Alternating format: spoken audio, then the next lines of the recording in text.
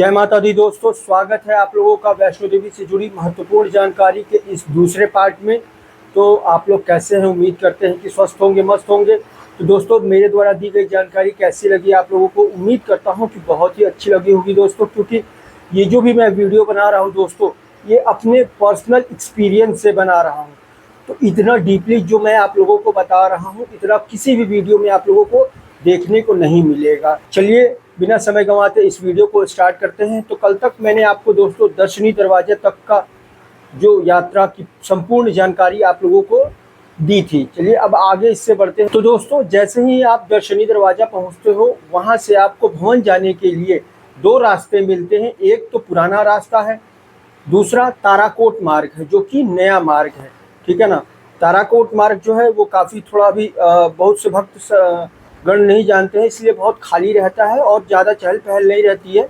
दूसरा ये भी रीज़न है कि वहाँ पे घोड़े पिट्ठू पालकी नहीं जाते हैं, वो सारे पुराने रास्ते से ही जाते हैं। तो दोस्तों, अभी हम पुराने रास्ते से ही आपको लेके चलेंगे। तो जैसे ही आप दर्शनी दरवाजा के पुराने रास्ते के लिए जाते हैं, ठीक है ना, ताराकोट से अगर जा रहे हैं तो उसके लिए भी एक अलग से एंट्री बनाई गई है, और पुराने रास्ते के लिए भी एक अलग से एंट्री बनाई गई है। दोनों रास्तों पे दोस्तों आपके सामान और आपकी पूरी चेकिंग होती है, जिसमें ये देखा जाता है कि आप किसी तरीके का कोई भी नशीला पदार्थ या हथियार वगैरह तो नहीं लेके जा रहे हैं। अगर आप गलती से कोई भी चाकू छुरी भी रह गया, एंट्री वे बनाई गई है। दोनों रास्तों पे दोस्तों आपके सामान और आपकी पूरी चेकिंग होती है, जिसमें ये देखा जाता है कि आप किसी तरीके का कोई भी नशीला पदार्थ या हथियार वगैरह तो नहीं लेके जा रहे हैं। अगर आप गलती से कोई भी चाकू छुरी भी रह गया तो श्राइन बोर्ड आपको यात्रा करने से रोक देता है, और अगर चाहे तो 5,000 तक का जुर्माना भी कर सकता है। इसलिए दोस्तों कोशिश करिएगा कि इस टाइप का कोई भी सामान आप लोगों के पास न हो। तो जैसे ही दोस्तों आप चेकिंग करा करके दर्शनी दरवाजा से बाहर आते हो, वहाँ से फिर आपको सारी सुविधाएं मिलने लगती हैं, जैसे कि घोड़ा, पालकी, पिट्ठू, बच्चों के लिए वॉकर।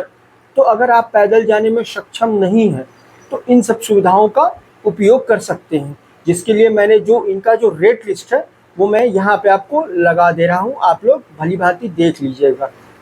तो दोस्तों, इसमें एक चीज़ मैं ये ऐड करना चाहूँगा कि अगर आप घोड़े से जा रहे हो और आपके साथ कोई भी छोटा बच्चा है, ठीक है ना, और अर्धकुमारी तक जा रहे हो आप, तो उसमें 100 रुपये आपको एक्स्ट्रा श्राइन बोर्ड को देना पड़ेगा। और अगर आप भवन तक जा रहे हो तो 200 रुपया एक्स्ट्रा उसमें ऐड कर लीजिएगा। ये श्राइन बोर्ड लेता है, जिसकी पर्ची आप लोगों को मिलेगी। मैं अभी एक छोटी सी चीज़ और ऐड करना चाहूँगा दोस्तों, कि अगर आप वीकेंड में जैसे कि सैटरडे संडे या किसी त्योहार में माता रानी का दर्शन करने के लिए जा रहे हो, और अगर आप पैदल चल सकते हो तो कोई दिक्कत नहीं है। लेकिन अगर आपको लगता है कि नहीं, हम आगे जा कर के घोड़ा या खच्चर या पालकी कुछ भी कर लेंगे, आधे रास्ते चले जाते हैं, तो ऐसा मत करिएगा।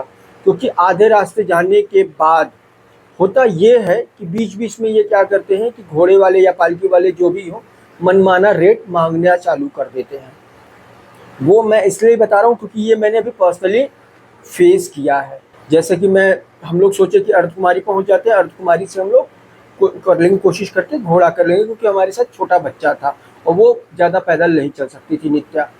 तो जैसे ही हम लोग अर्धकुमारी पहुंचे, वहाँ पे बता रहा, वो भी भवन तक नहीं लेके जा रहा था, सांझी तक ही छोड़ दे रहा था। इसीलिए मैं कह रहा कि वीकेंड और किसी त्यौहार में जा रहे हो और आपको अगर लग रहा है कि हम आगे जा कर के घोड़ा करेंगे या चलने में समर्थ नहीं हो, तो आप लोग शुरुआत से ही कर लेना, ये आपके लिए फ़ायदेमंद रहेगा। नहीं तो वो ज़्यादा पैसे भी लेंगे और भवन तक भी नहीं पहुंचाएंगे। चलिए वीडियो को आगे बढ़ाते हैं। तो दोस्तों, जैसे ही आप यात्रा मार्ग पे पैदल आगे बढ़ते हो, सर्वप्रथम आपको बाण गंगा की दर्शन होते हैं, जहां माता रानी माँ भगवती ने बाण चला करके बाण गंगा, या जिसको बाल गंगा भी कहा जाता है, को उत्पन्न किया था। बाण गंगा के बाद जैसे ही दोस्तों आप आगे बढ़ते हो, आपको एक बहुत ही अच्छी सुविधा देखने को मिलती है शुभ्रा भवन में।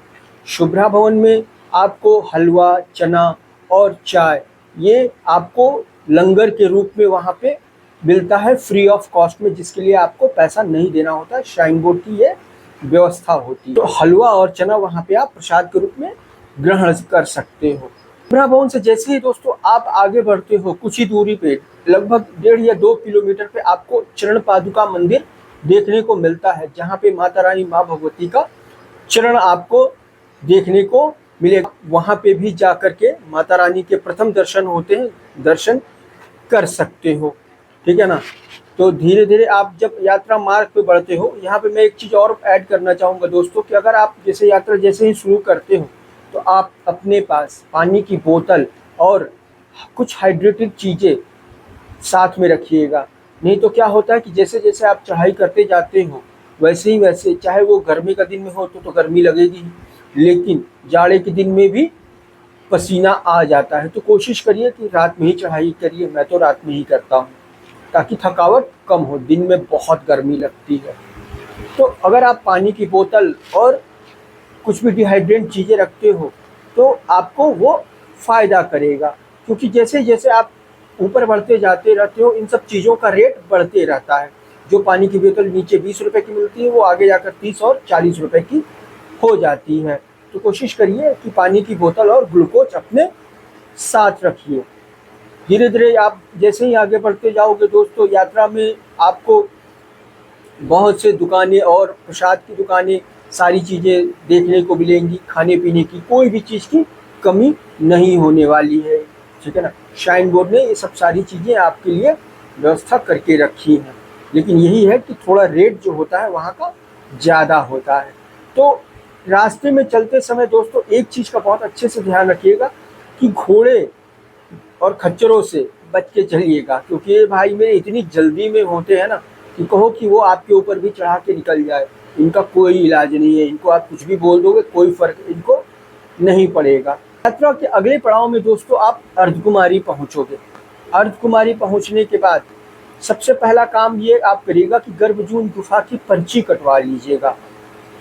क्यों? क्योंकि भाई वहाँ बहुत ही भीड़ रहती है और मान के चलिए कि नॉर्मल दिनों में भी 24 घंटे का वेटिंग पीरियड होता है।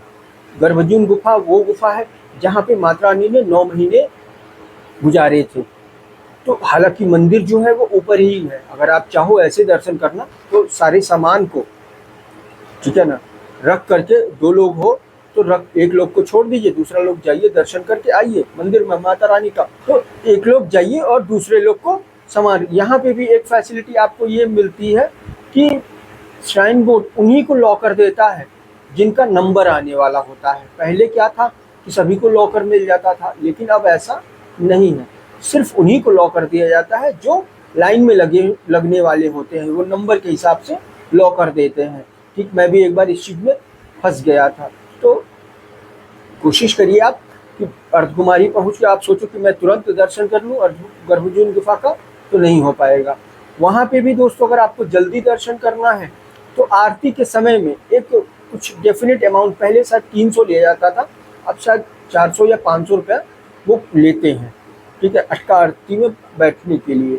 तो अगर आप चाहो तो वो पर्ची कटा लोगे, तो जैसे ही सुबह या और शाम में जब भी आरती होती है तो आप बिना लाइन में लगे आप डायरेक्ट जा कर के आरती में सम्मिलित हो सकते हो और आपको गर्भजून गुफा से होते हुए माता रानी का दर्शन करने का सौभाग्य मिलेगा। और अगर आप पर्ची नहीं कटाते हो, सोचते हो कि हमको ऐसे ही करना है, तो आप फिर अर्धकुमारी से पर्ची कटा लिए, सीधा आप माता रानी के भवन निकल जाइए।